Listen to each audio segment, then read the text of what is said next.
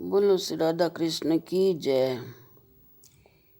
गणेश जी महाराज की जय। राम राम। आज हम सुनते हैं जया एकादशी की कथा, जो माघ शुक्ल पक्ष की एकादशी है और पद्म पुराण से इसकी कथा ली गई है। बोलो कृष्णचंद्र भगवान की जय। एकादशी मैया की जय। पांडुनंदन युधिष्ठिर ने कहा कि हे भगवान, आप समस्त जगत के सृष्टिकर्ता, ब्रह्मा पालक, विष्णु तथा शंकर नाशक हो, तो आपकी जय हो, जय हो, जय हो। हे भगवान, अब आप कृपा करके इसी माह की शुक्ल पक्ष में आने वाली एकादशी का नाम और उसकी कथा का वर्णन कीजिए। तो श्री कृष्ण भगवान ने कहा कि हे राजन, इस एकादशी का नाम जया एकादशी है। इसका व्रत धारण करने से व्रत हत्या, ब्रह्म हत्या के पाप से मुक्ति मिलती है तथा भूत प्रेत पिशाच और कुयोनियों से छूटकर अंत में मनुष्य स्वर्ग को प्राप्त करता है। हे युधिष्ठिर, इस विषय पर मैं तुम्हें एक कथा सुनाता हूँ जिसका वर्णन पद्म पुराण में किया गया है। एक समय जबकि इंद्र स्वर्ग लोक में राज्य करता था, तब वह एक दिन अमृत पान कर अप्सराओं के साथ नंदनवन में आकर क्रीड़ा करने लगा। अपनी इच्छा अनुसार अप्सराओं के साथ रमण कर इंद्र उन अप्सराओं के साथ नाच गान में मस्त हो रहा था।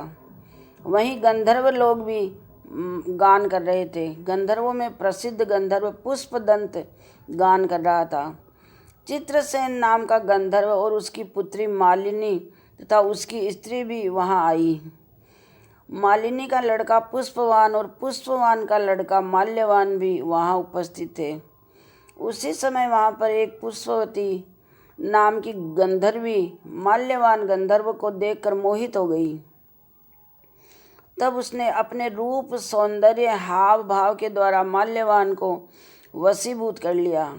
हे राजन, वह पुष्पवती नामक गंधर्व स्त्री अत्यंत सुंदर थी।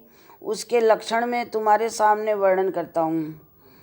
उसका चंद्रमा के समान खिला हुआ मुख था, नेत्र अति विशाल थे, कानों में सुंदर कुंडल तथा ग्रीवा में सुंदर हार पहने हुई थी और स्वर्ण कलश के समान शोभा देने वाले ऊंचे उठे हुए कुछ थे। सिंह के समान पतली कमर और सुंदर पेट था।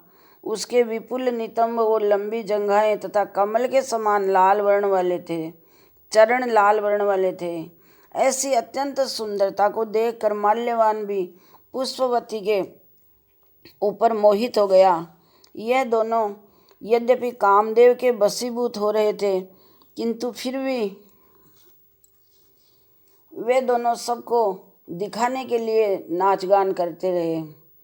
उनका मन गाने में स्थिर नहीं था, इसीलिए वे अशुद्ध गाना गाने लगे।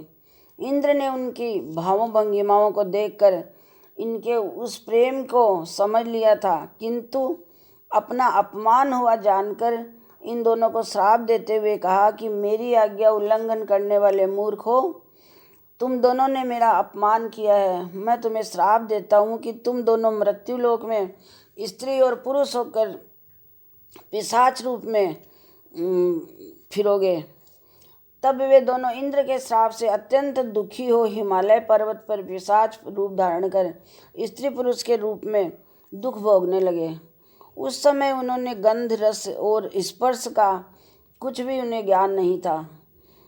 वे उस स्थान पर इतने कष्ट भोग रहे थे कि शरीर की जलन के कारण निद्रा भी नहीं आती थी उन्हें।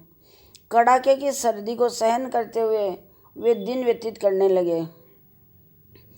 एक दिन पिशाच ने पिशाचनी से कहा कि न जाने हमने पूर्व जन्म में कौन से कर्म किए हैं कि जिसके कारण हमें यह पिशाच योनि प्राप्त हुई है और हम इतनी यातनाएं भोग रहे हैं।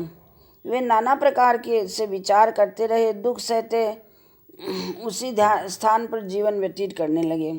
देवयोग से जब माघ मास में शुक्ल पक्ष की जया एकादशी का दिन आया, तब उस दिन इन दोनों ने दिन भर न तो कुछ भोजन किया और न ही जल पिया और न कोई पाप कर्म ही किया, न ही कोई इनके द्वारा पाप कर्म हुआ, न फूल फल का आहार ही लिया। रात को सर्दी के मारे दांत किटकिटाते हुए एक पीपल के नीचे बैठकर एक दूसरे के साथ चिपट कर जागरण करते हुए रात्रि व्यतीत कर दी। इसके प्रभाव से द्वादशी के दिन प्रातःकाल भगवान नारायण की कृपा से इन दोनों की वह पिशाच योनि छूट गई और अत्यंत सुंदर अपनी पूर्व देह गंधर्व तथा अप्सरा की धारण कर ली। तब सुंदर वस्त्रों और आभूषणों से अलंकृत होकर ये दोनों ही स्वर्ग लोक को गए। इनको इस प्रकार सुंदर देह धारण किए देखकर गंधर्व और देवतागण आकाश से पुष्प वर्षा करते हुए उनकी स्तुति करने लगे। तब इन दोनों ने स्वर्गलोक में उपस्थित होकर देवराज इंद्र को प्रणाम किया और इनको अपने प्रथम रूप में देखकर देवराज इंद्र को भी महान आश्चर्य हुआ।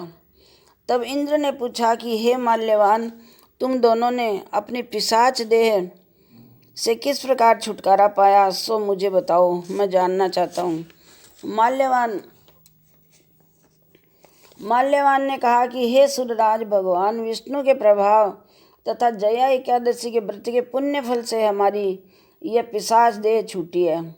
यह सुनकर इंद्र ने कहा कि हे माल्यवान, एकादशी व्रत करने तथा विष्णु के प्रभाव से पिशाच देह त्याग कर पवित्र होने से तुम दोनों शुद्ध हो गए। अब तुम पुष्पवती के साथ रहकर विहार करो।